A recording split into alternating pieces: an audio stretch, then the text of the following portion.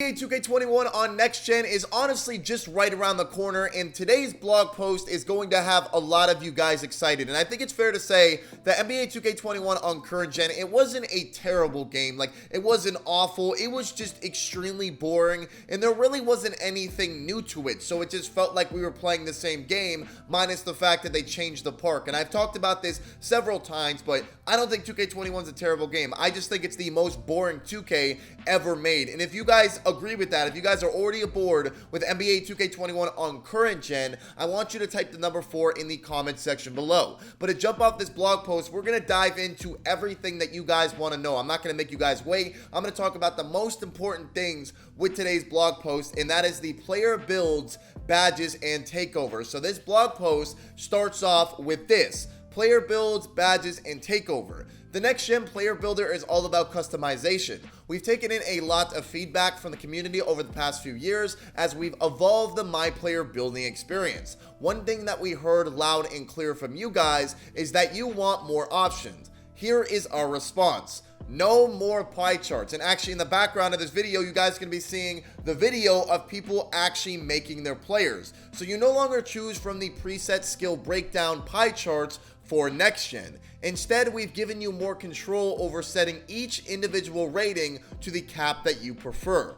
Obviously, there are restrictions based on your vitals and you can't max out everything, but there's much more control to make the exact type of player you would want to make. So as you see right there, there's no more pie charts. So you can put your skill points really to wherever you want, which is a great thing because people felt very, very limited with the pie chart breakdown. I first read this blog post and I heard about the fact that they were taking away pie charts. I was extremely confused about how takeover was going to work. Now in this blog, it does talk about the takeover, but it is a little confusing to understand. So in the background, you guys see a video of a person having the option to choose their takeover. Now, when they choose their takeover, there is a description that says, takeover abilities determine how your My Player will improve when heating up during a game. As you get hot, the takeover meter will fill your primary ability, then your secondary. If you wait for both meters to fill, you can activate both these abilities together. Now, obviously, that sounds exactly like dual takeover that we had in NBA 2K19. So now you have a primary takeover and you have a secondary takeover, because your takeover does not matter anymore because there's no longer pie charts, which pie charts were the things that dictated what kind of takeover you were able to get. Now this article talks about takeover and it is a little confusing, but I'm going to read the entire thing so you guys kind of understand what's going on. So takeover, in case you're new to 2K, takeover is the ability to get hot and take over games. It's been a popular feature for the past couple of years, and we wanted to take it to the next level for the next generation. Instead of limiting players to 8 general archetype-based takeovers, we've broken those 8 into 24 more specific takeover abilities. In a way, you could think of them as unique badges that you can fire off when you get hot. Now, they list all of these. I'll read them all. I'm not going to describe all of them, but advanced gathers, finishing moves, easy blow-bys, pull-up precision, ankle-breaking shots, negative impact, limitless range, spot-up precision, team's rating boost, team takeover boost, team badge boost, extreme clamps, perimeter badge drop, enhanced jump shot contest, stuff blocks, paint intimidation, interior badge drop, box out wall, see the future, glass clearing dimes, power backdowns, post playmaking, advanced post moves, and post shot daggers. So those are 24 takeovers you can get. One of them can be a primary, one of them can be a secondary. And then they talk about takeover again. They said we've also changed takeover to be a multi-tier system. Once you set up your ratings, caps, and vitals, you'll be presented with a subset of the list above based on the type of build you make. Then you choose one ability for your primary and another one for your secondary. Or if you want, you can put the same ability in both slots if you want to double up on it. When you're in game, your takeover meter will fill up your primary takeover slot first. Once filled, you can choose to activate it right away or wait to try and fill up your secondary slot. You must be careful because you take the risk of losing all your progress if you turn the ball over or miss a bad shot. But if you're filling your secondary slot, you can activate both the primary and the secondary takeovers together and keep them active for a longer period of time.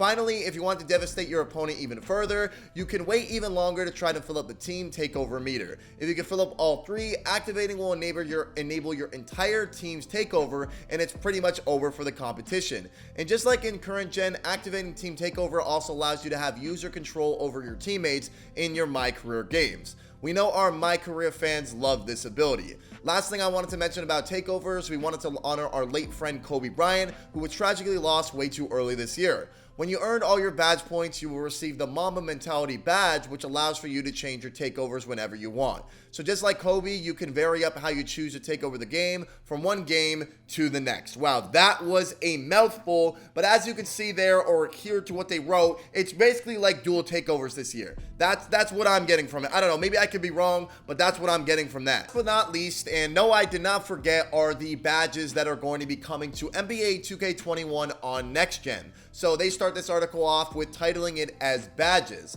A lot of thought and redesign went into badges for next gen. Many favorites returned, but most have undergone some significant functionality changes. There are also some new ones, some revived ones, and some removed ones. The badge point system and equipping process is similar to what you've grown accustomed to, perform well in various categories, finishing, shooting, playmaking, defense, and rebounding, in any mode to earn badge points and then apply those points to whatever badges you want within those related categories. But my advice when you get to next gen is to experiment with different badges that you may have overlooked in the past, because you might find some new favorites that complement your playstyle that you may have not expected before. Here are some new / returning badges and what they do. Fearless Finisher, it boosts contact layups and decreases fatigue. Heat Seeker, it boosts takeovers progress on inside shots. Highlight Film boosts teams takeover progress on flashy dunks. Hook Specialist, that sounds awful, which boosts hook shot ability. Revive Posterizer, contact dunks. Rise Up boosts ability to do standing dunks in traffic. Anti-Freeze, harder to get cold and lose takeover meter progress. Blinders, less affected by defenders when shooting jumpers. Circus Threes, improved ability to hit pull-up and step-back threes. Fade Ace, boosts all post fadeaways. Hot Shot, increase takeover meters faster when knocking down jumpers. Deep Threes, Dame and Curry range 3 balls. Rhythm Shooter, it boosts your shot percentages out of size up as well as one-step pull-ups. Set Shooter, shooting ability gets better the longer you set and wait before pulling. Sniper, it boosts the ability to hit shots when using the Pro Stick Aimer. Stop and Pop 3 for the JJ Redick's who want to pull up for threes in transition. Bullet Passer gives you the ability to throw laser dots like LeBron. Relay Passer boosts the shooter on pass to assist situations. Special Delivery boosts takeover progress for the passer and receiver off a flashy pass assist. Ankle Braces, it makes it harder for the ball handlers to break your ankles. Thank gosh that's actually a thing. Clutch Defender, it boosts your defensive ratings in clutch moments. Hot Stepper, it boosts takeovers meter for good defensive plays like steals, blocks, and good contests. Hot Stopper, sorry.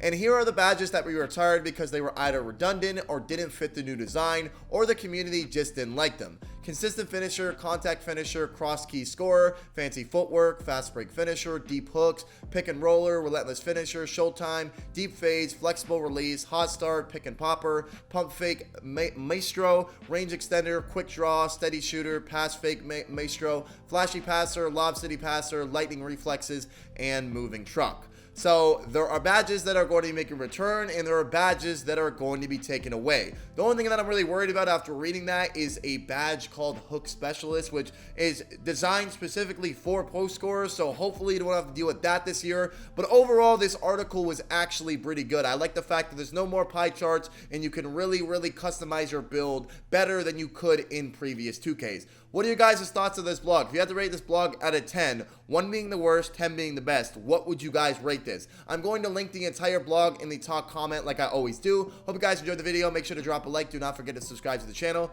We'll see you guys next time. Peace.